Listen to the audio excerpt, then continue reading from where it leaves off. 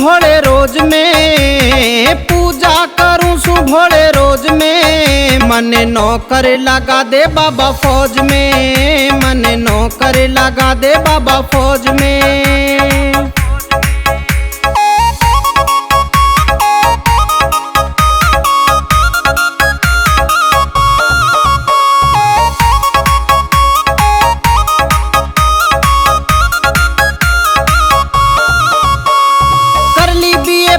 भोले आगे बढ़ना चाहूं सू, घर में ना गुंजाइश कति बिन पैसे दुख पाऊं सू। मिले नौकरी सरकारी में नितर दास लगाऊं सू, मिले नौकरी सरकारी में नितर दास लगाऊं सू।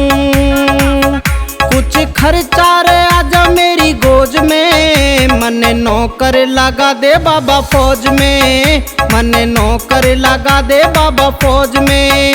तेरी पूजा करूं सु भोले रोज में, मन नौकर लगा दे बाबा फौज में, मन नौकर लगा दे बाबा फौज में।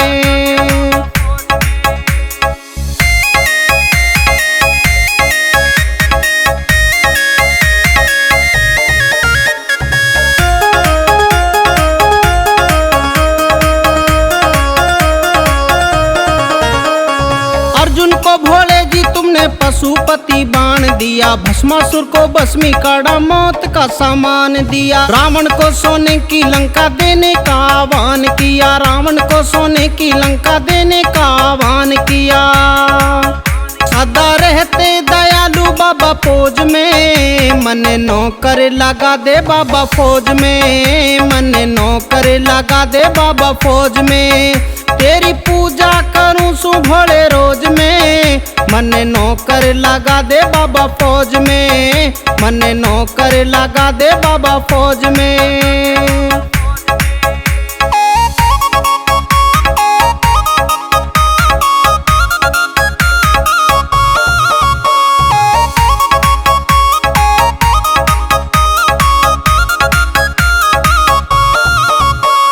नौकरी मिलते ही तेरा भंडारा कराऊंगा, पहली तनख्वाह भोले तेरे चरणों में चढ़ाऊंगा। कहता है कैलाश सीधा बॉर्डर ऊपर जाऊंगा, कहता है कैलाश सीधा बॉर्डर ऊपर जाऊंगा। मारा कुणबा रहेगा बाबा मौज में, मन नौकर लगा दे बाबा फौज में, मन नौकर लगा दे बाबा फौज में। तेरी पूजा करूं सु भोले रोज में, मन नौकर लगा दे बाबा फौज में, मन नौकर लगा दे बाबा फौज में।